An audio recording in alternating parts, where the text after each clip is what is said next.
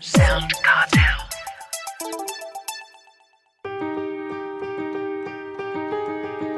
From SoundCartel, I'm Nicole Goodman, and this is Business Essentials Daily.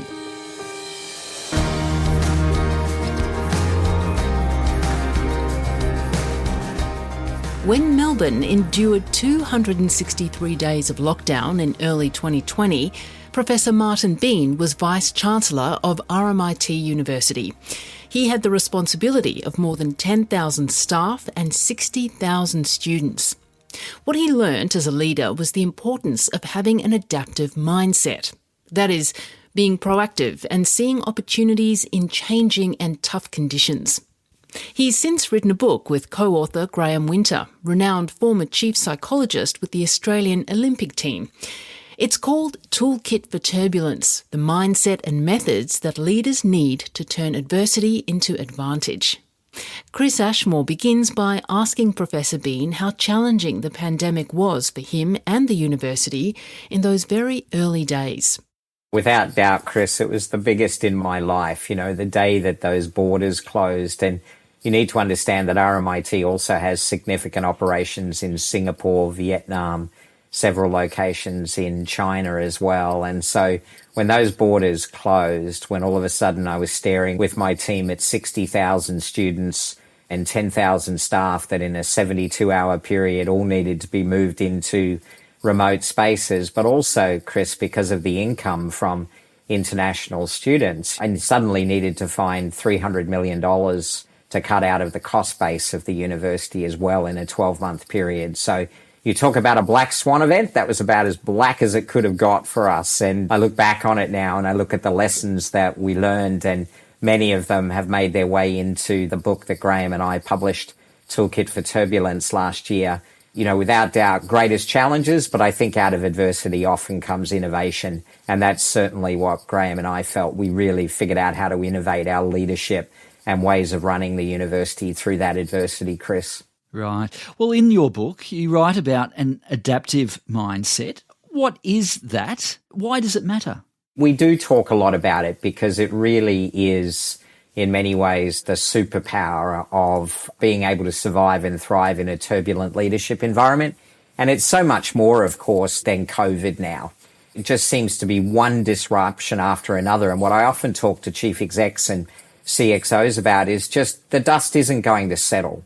So an adaptive mindset is really about opportunity thinking. So it's about being constructive, courageous, and creative. And interestingly, human beings are wired through our flight or fight reflex that when we're faced with ambiguity or disruption, we have a tendency to want to go defensive, which is all about security thinking, cautious and fixed. But of course, in the face of adversity, leaders have to be able to recognize those natural signals that they get that drive them towards security or defensive thinking, but instead actually be able to compartmentalize and go adaptive. And, that's really about having clear intent.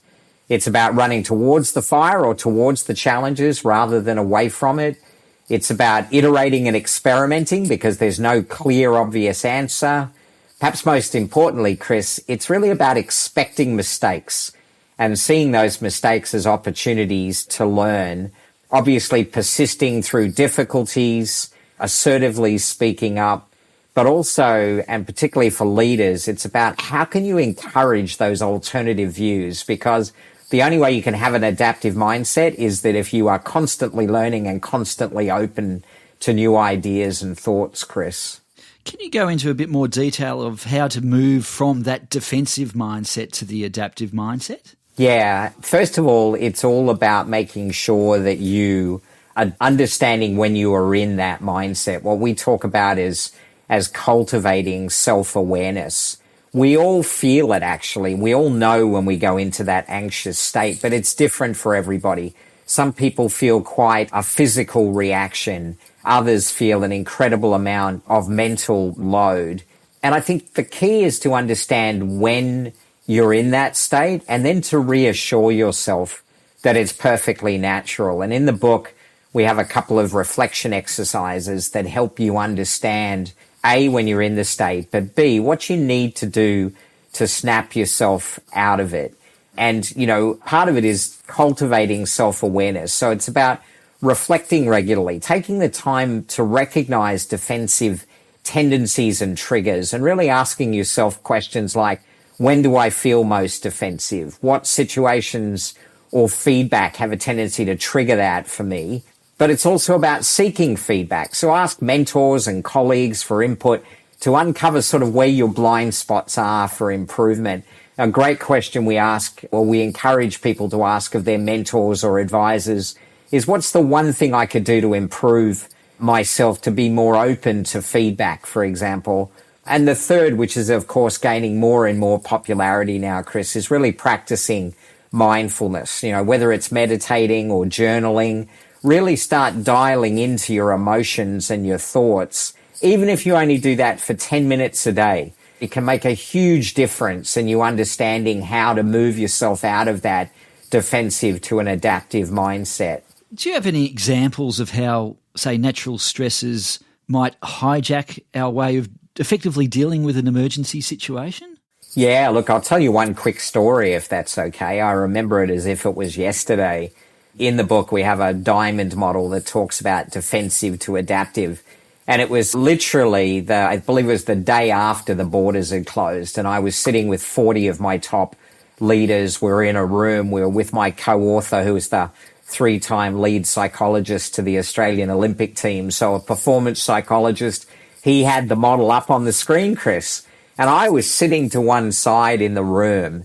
And I looked up and there it was on the screen. And I thought, oh my goodness, what was going through my mind? So what was going through my mind was concern for my family and having to homeschool. It was wondering how I was going to face the media about the university having to close its doors. RMIT was started in 1887. I was worried about being the vice chancellor that let the university down. I was worried about our people. I was worried about our team. I was worried about my superannuation, and was the economy about to blow up? And then I look up at the screen and there's the model.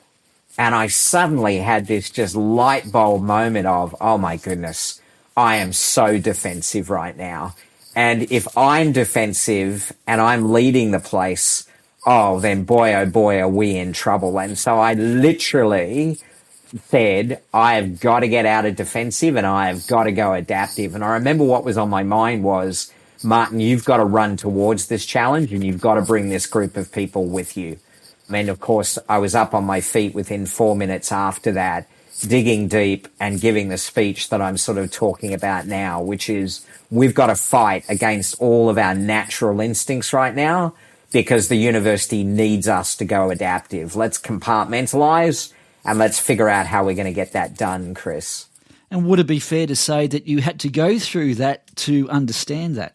Without doubt. I mean, it was a very extreme example, of course, because my body was just alive with a defensive mindset. But we all go through it every day.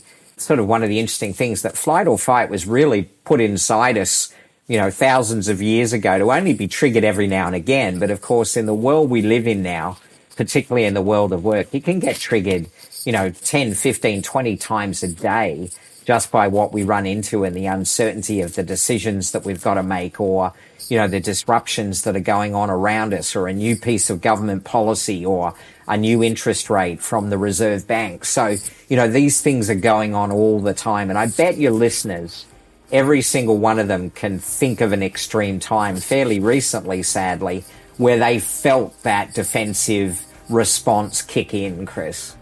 That was Professor Martin Bean, CEO of the Bean Centre.